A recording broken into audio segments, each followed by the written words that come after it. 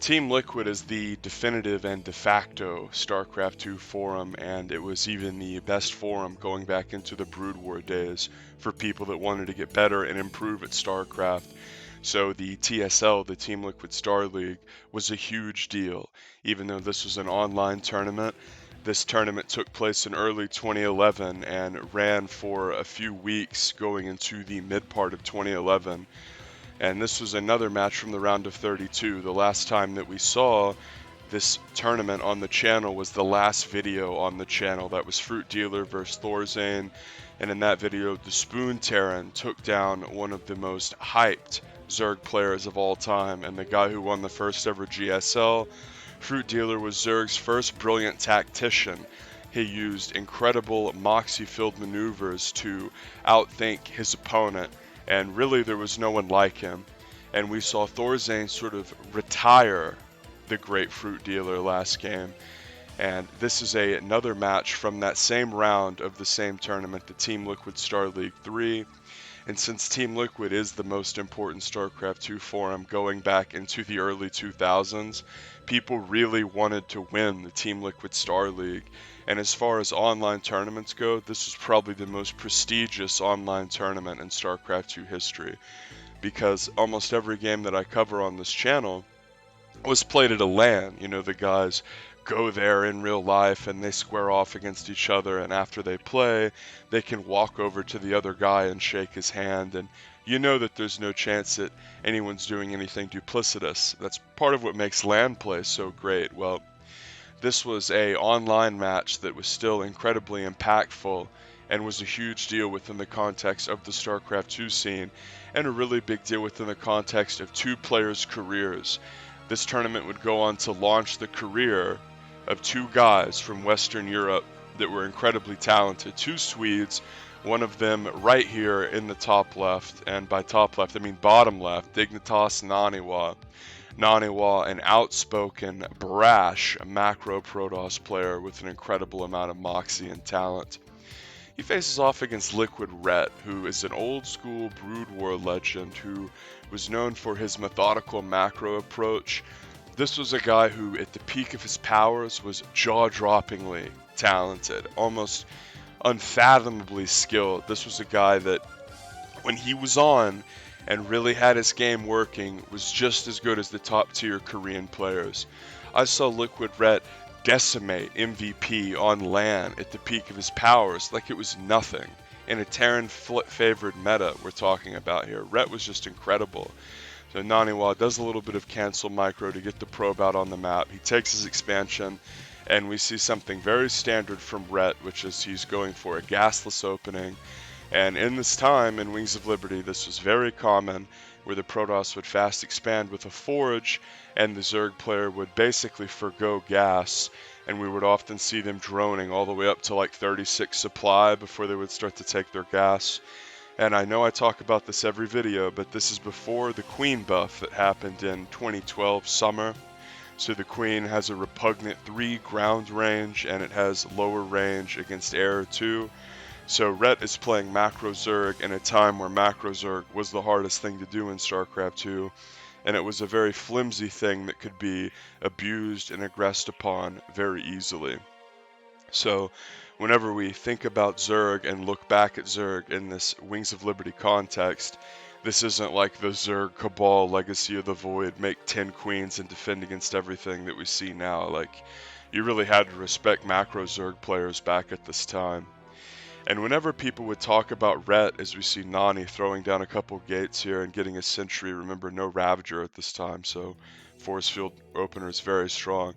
Whenever people would talk about Ret, it would always be the question of what sort of game shape is Ret going to be in? How practiced is Ret, as we see Chrono Boost being thrown down and 4 gates total here, so probably a little bit of 4-gate pressure coming from NaNiwa. And NaNiwa was known as a guy who had exceptional PvP in Wings of Liberty back when that matchup was all 4-gate rush versus 4-gate rush. And NaNiwa was just so good at doing that 1 base 4 warp gate rush that defined the metagame in PvP for most of Wings of Liberty. But this is not that build. This is more of a 4-gate pressure build. And this can be transitioned into a lot of different little macro variations. He can take a third after moving out, he can get a robo and +1, he can throw down 4 more gates and all in. But a lot of times what we would see with these 4-gate openers was they would really be used to put the pressure on Zerg, and really, when you're playing a guy like Rhett who loves to macro and is known as a defensive macro player, you really want to put the pressure on them throughout the game. If you let a guy like Rhett or Idra just drone up and you never force them to make attacking units or react to anything that you're doing, well, guess what? You're going to be in a rough position come the mid game whenever the first time you finally move out, hey, they have 1,000,000 drones and creep halfway across the map. It was way more difficult to get up to that point in the game than it is now in Legacy. It was much more skillful and arduous to try to tech up into those things. Burrow coming for Rhett as well as Roach Speed, aka Galil Constitution. And this is exactly what Nani wanted. He feigned an attack, he moved out on the middle of the map, he took a little bit of tower control, and suddenly Rhett had to make a big surge of roaches. Notice he's making a ton of overlords here, he's getting overlord speed, and it's tough here as Zerg because you're sort of thinking to yourself, well shit, maybe he has a pylon right outside my third or at that low base fourth and he has some gates behind this. I'm really not sure what's going on, and we see Rhett allowing NaNiwa to really dictate what's going on in the game, and he kills a scouting probe here and he's going for drop, so we could see a little bit of roach drop action. And Rhett was a very nice guy, and whenever he would enter tournaments it was always this question of how good is Rhett in his current state, because sometimes he would look like the best player in the world and sometimes he would look like he was not very practiced or looked a little rusty. So with Rhett, the talent was always there, and he was always perceived as this guy who, when he was at the peak of his powers, was just unfathomably brilliant, especially for a foreigner player, but consistency was sort of his biggest flaw as a pro gamer, as this big roach move out will be spotted by the Xel'Naga tower, and NaNiwa is going to wheel over to this third base and defend it with ease. Whenever you see the big, slow, derpy roach army go right to a base and you have 10 seconds to prepare, very, very easy to deal with. Now remember, no Ravager at this time, as NaNiwa just sees all of this. Really important to clear the towers here on this map. Tal'Darim Altar it was called. A beautiful saturation here for NaNiwa, and he's chrono boosting out Immortals. Now I've met both of these pro gamers in real life, as we see a bunch of overlords for Rhett moving across the map, and NaNiwa sees this all. This is never really going to work whenever it's scouted to this extent, as this tower is just paying off in droves for NaNiwa, and he's going to move stalkers to the north side of his main to defend a potential drop. And whenever you go for a drop like this and you see all these overlords move, if you're Protoss, everybody knows, like, okay, he's going for a drop play, but NaNiwa thought it was going to be in the main, not just a little elevator push at the natural, so he'll lose a couple workers and then run some stalkers over. But this is a big reason why roach drops aren't that good, is because roaches don't do that much damage and it's hard to get away with overlords. So you run in and do the drop and then it's like, okay, well, you didn't really kill anything because it's roaches, and then you can't get away because it's roaches and overlords. This isn't like dropping Marines where if someone doesn't react you can deal game-ending damage. So what Rhett is trying to do is show off his multitasking.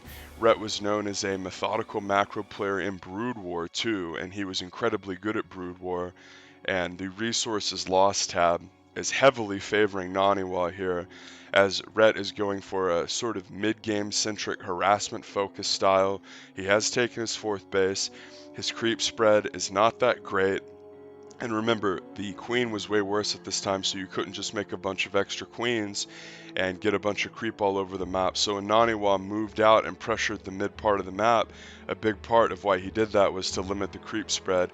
And Zerg roaches with burrow would often be used to circumvent force field, as that was sort of the meta before there were Ravagers as well. If you can't beat force field, I guess you can go under it and then burrow to escape, but you can see roaches just move so slow while burrowed, and back at this time they actually had pretty crazy regen once you burrowed them if you got the burrow movement upgrade. This is a style that we saw Greg Fields implement in the first IPL finals ever versus the talented foreigner Protoss Kiwikaki, where Idra knew that once Protoss establishes 3-base income, it's very difficult to deal with these beefy robotics-supported armies whenever you get the Immortal, the Colossus, a lot of sentries. It was this meme at this time where, quote-unquote, Protoss would just build a big death ball. And remember, there's a ton of extra resources per base compared to what there is in Legacy of the Void. In Heart of the Swarm and Wings of Liberty, you could sit on 3 bases for way, way longer. Look at the game time, 15 minutes. If this was a Legacy game, he would have mined out already, in his main at least. Rhett really delayed Ling speed, and that's what I was talking about with the gasless opener, as he finally is going to... Oh my gosh, the Zealot lives. Rhett sees this and he's like, holy crap, he's had vision of everything I've been doing this whole game. And that's such a brutal feeling whenever you're going for a harassment-based multitasking style and everything you do gets countered, and it's like, well, I know this guy isn't hacking. Like, this, what the hell's going on? And then it's like, oh, there's been an observer at your front door all game. Oh, there's been an obs on your army. We see this a lot in TVP, where the Terran's drops are constantly getting countered super hard. Maybe there's an observer in that dead space, but it wasn't an observer this time, it was the tower. And like I said a few minutes ago, I've met both these guys at LAN, and they were both really kind. Rhett was just known as a really soft-spoken, kind-hearted, good guy who's very mannered to everyone. And so to say that, like, yeah, I met Rhett and he was nice, that's like not really much news, as we see more bird roach harass. Rhett really trying to push the multitask of NaNiwa and prove that he himself is a player who benefits from the macro game with a lot of multitasking, different things going on, trying to show off his Brood War pedigree. But NaNiwa played one of the biggest matches of his career against Flash at MLG Dallas 2013. That was one of the first LANs where all of the top-tier Kespa Koreans came over, and NaNiwa played this brutal semi-final series against Flash, the best pro gamer ever in any esport. And on the final match, it was on this map, Tal'Darim Altar, and Flash made two racks in the middle of the map, and bunker rushed Nani and won, and it was the last day of the event. Obviously, it was the semifinals, and I hadn't had a chance to interact with NaNiwa before that. And everyone likes to poke fun at NaNiwa and act like he's this like super rude, like nasty, mean-spirited guy. I asked NaNiwa for like an autograph after that game, after he just got knocked out of the tournament. He was super nice to me and gave it to me. So big force field engagement coming down, as Rhett has a little bit of high ground advantage, but is segmented off so severely that NaNiwa is just going to crush the first half of this army and then be able to push up onto the high ground with the mortals. And he does a big triumphant blink forward, as throughout the majority of this game, Rhett's been trying a bunch of harass, but it was scouted so severely and so holistically that Rhett was never really able to get any of the harassment options going, as this is a brutal moment where you're losing all your overlords as you're desperately trying to defend. And NaNiwa, it looks like he's going to take this game, as Rhett really pushed NaNiwa's multitask, but because NaNiwa went out and got map control with that 4-gate expand opener and took the tower, Rhett was just never able to capture any momentum.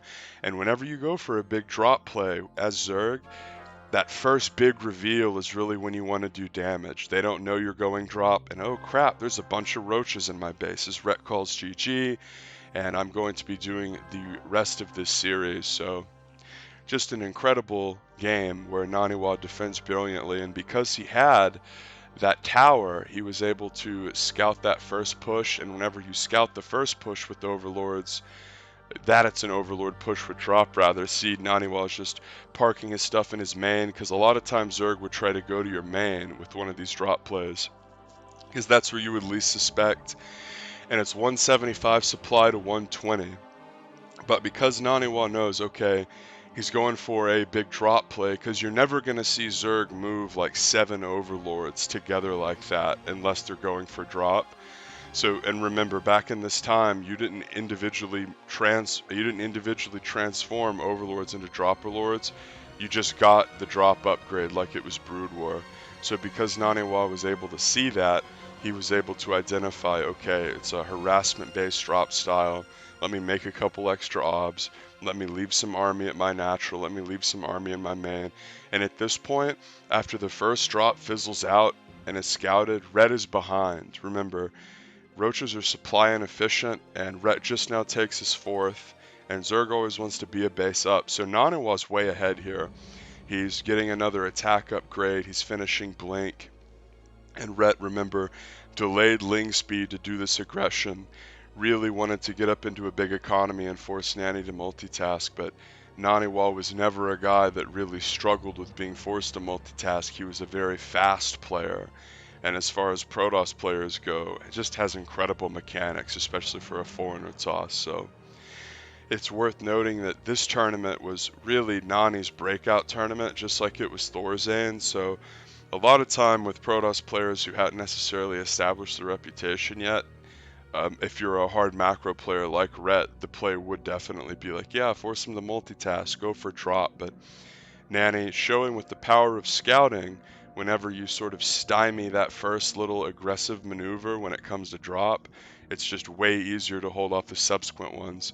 Because what Rhett wanted to do was come in, get a big surprise damage done, and then while Nani was defending his natural and lost a bunch of workers, drop the main and kill a bunch of stuff at the main, and then swing in the third and maybe kill the third. Well, because NaNiwa saw all the overlords moving out with the tower, he was able to say, okay, it's drop, I'm going to have some units at my natural, I'm going to have some units at my main, and I'm just going to play more defensive and safe and sturdy and not move out, and I'm going to outscale him. That's what happened. The harassment was fastidiously defended by NaNiwa, and then he was essentially able to outscale Rhett by having this huge 3-base economy and doing a big Immortal Century follow-up push.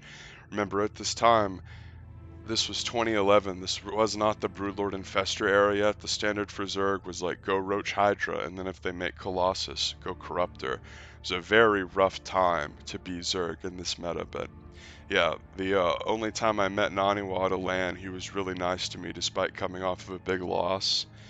They're like, it's not necessarily intelligent or the right thing to do to just like discount someone or think that they're a bad person just based off of like what you've read on the internet from people who've never met them or even spoken to them. So just thought that would be nice to know for my viewers. Like, I've met both these guys at LAN, and you know, everyone knows Rhett's a stand-up guy, but I think NaNiwa sort of gets a bad rap to some extent. I feel that way about Desro too, where he's bad-mouthed by people who've never met him, and Desro was always really nice to me. And I spoke to him on multiple occasions at multiple LANs, and he gave me a replay pack back in the day, so shout out to Desro. But anyway, that was game one of this series. Make sure you like and sub. More games are going to be coming out soon.